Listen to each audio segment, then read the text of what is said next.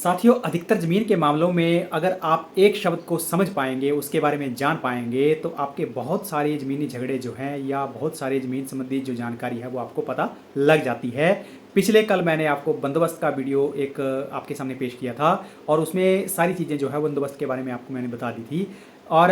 पिछले कल ही मैंने आपको बताया था कि आज आपके सामने मैं एक ऐसी चीज़ का विवरण लेकर आऊँगा जिसके बारे में शायद ही बहुत कम लोगों को पता होता है, तो उसके बारे में आज चर्चा करेंगे। तो साथियों नमस्कार, मेरा नाम है नवीन शर्मा और आप देख रहे हैं हिमाचल टीवी। और अगर आप इस चैनल पे नए हैं तो कृपया इस चैनल को ज़रूर सब्सक्राइब कर लीजिए और साथ में जो बेल आइकन है उसको ज़रूर आप साथ में प्रेस कर दीजिए। क्योंकि इस तरह की जानकारियाँ मैं आपके पास लेते आ रहा हूँ और बहुत सारे जो ज़मीन जायदाद से संबंधित जो झगड़े होते हैं उनके ऊपर जो है मैं अधिकतर वीडियोस लेकर आता हूँ और उन सब मामलों के ऊपर जो है बहुत सारे लोगों को उससे फ़ायदा भी पहुँचा है। और इन सब चीज़ों को मैं जो है इस प्लेटफॉर्म के ऊपर निःशुल्क जो है वो अवेलेबल करवा रहा हूँ। अधिकतर मामलों में जो है बहुत सारे लोग जो हैं इन सब चीज़ों के लिए चार्ज करते हैं, लेकिन मेरी तरफ से ये सारी जानकारी निःशुल्क है। तो चलिए शुरू करते हैं। आज हम चर्चा करेंगे मिसल हकीयत की, और ये मिसल हकीयत क्या होती है और इस डॉक्यूमेंट की ज़रूरत क्यों पड़ी और किस तरह से ये जो है ये सारी चीज़ों को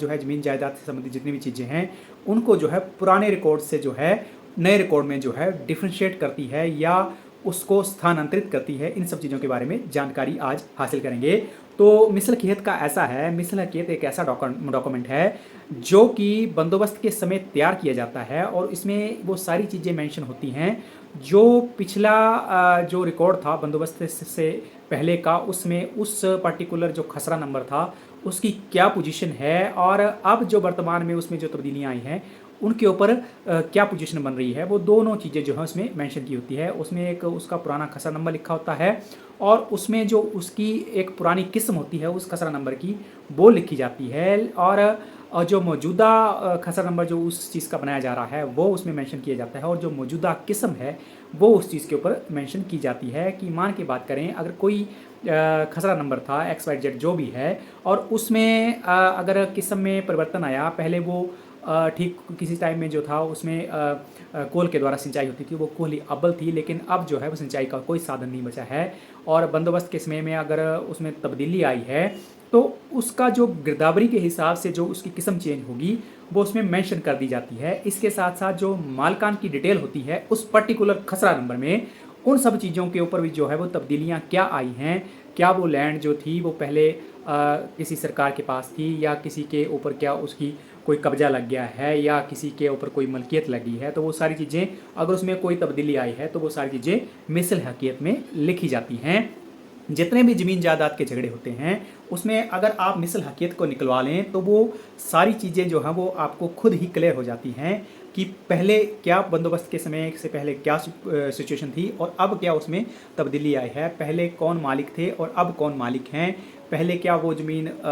किस टाइप से थी, क्या उसको व्यय किया गया है या बिक्री हुई है या उसके एरिए में कोई तब्दीली तो नहीं आई है या उसकी कोई तकसीम तो नहीं हो गई है। तो उन सब चीज़ों में उसके मालिकाना हक या जो एसेट्स और लाइबिलिटीज़ होते हैं वो क्या उसके ऊपर ट्रांसफ़र हुए हैं नहीं हुए हैं, उन सब चीज़ों का उसके ऊपर प्रॉपर ब्यौरा आ जाता है। और जब भी आपका जैसे अगर पिछला कोई खसरा नंबर होता है तो उसमें जैसे पुराना रिकॉर्ड देखा जाता है तो मिसल हकीयत के ऊपर जो है वो सबकी जो है संशय बनता है और मिसल हकीयत को निकलवाने की सलाह दी जाती है। और ये जो मिसल हकीयत है ये आपके राजस्व जो अधिकारी हैं उनके पास भी अगर आप अप्रोच करें तो वहाँ मिल सकती है, नहीं तो रिकॉर्ड रूम से आप इसको निकलवा सकते हैं। और मैंने पिछले वीडियो में आपको क्लियर कर दिया था कि अगर आपने वो पिछला वीडियो अगर देखा नहीं है तो उसको मैं डिस्क्रिप्शन बॉक्स में दे रहा हूँ, तो आपने वहाँ से क्लिक करके बंदोबस्त के बारे में पूरी जानकारी ले लेनी है। मैंने पिछले वीडियो में क्लियर कर दिया था कि जो मिसल हकीयत है उसको बनाने का जो मेन जो क्राइटेरिया है कि जो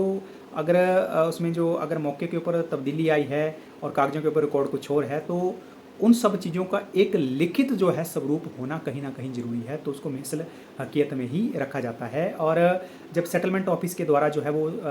बंदोबस्त किया जाता है तो वो सारी चीज़ें उसमें मेंशन की जाती हैं। अगर किसी का कोई ज़मीनी विवाद चला हुआ है तो पहले जैसे पता जैसे लगता है कि नहीं, पहले बंदोबस्त के समय में जो थी पोजीशन ऐसी थी लेकिन अब जो है वो हमारे नाम पे ना तो ज़मीन दिखाई दे रही है ना कब्जा दिखाई दे रहा है, क्या तो वो सारी चीज़ें वो मेंशन है उसमें कि नहीं है, तो वो सारी चीज़ें जो है वो मिसल हकीयत में आप उसको पा सकते हैं। कुछ जो ऐसे जो पुराने एसेट्स होते थे, जैसे चंबा वगैरह की बात करूँ तो ताम्रपत्र उनके लिए मिलते थे। जैसे कोई सरकारी ज़मीन है उसके ऊपर अगर कहीं किसी की मौत बरी लगी है तो वो ताम्रपत्र के ऊपर राजाओं के द्वारा दी जाती थी। वो ताम्रपत्र कहीं रिकॉर्ड रूम में संरक्षित होते हैं, तो उसकी भी विवरण भी जो है वो आपको मिसल हकीकत में ही मिलता है। और ये जो डॉक्यूमेंट है इसको अगर आपके पास अगर आपका पुराना रिकॉर्ड नहीं है तो उसको निकलवा लीजिए, तो ये आपके काफ़ी काम आएगा भविष्य में भी और वर्तमान में भी, अगर आपका कोई ज़मीनी विवाद चला हुआ है तो साथियों ये थी जानकारी। अगर आपका इस जानकारी से संबंधित कोई प्रश्न होगा तो आपने ज़रूर कमेंट बॉक्स में पूछना है। बाकी आप सब लोगों का बहुत सारा प्यार मिल रहा है, इस वीडियो को ज़रूर शेयर कीजिए। अगर किसी को कोई किसी तरह की जानकारी चाहिए तो वो भी आप कमेंट बॉक्स में ज़रूर पूछ सकते हैं। तो बने रहिए नवीन के साथ। मिलता हूँ एक अगले वीडियो में एक नई जानकारी लेकर। तब तक जय हिंद, जय भारत, जय हिमाचल।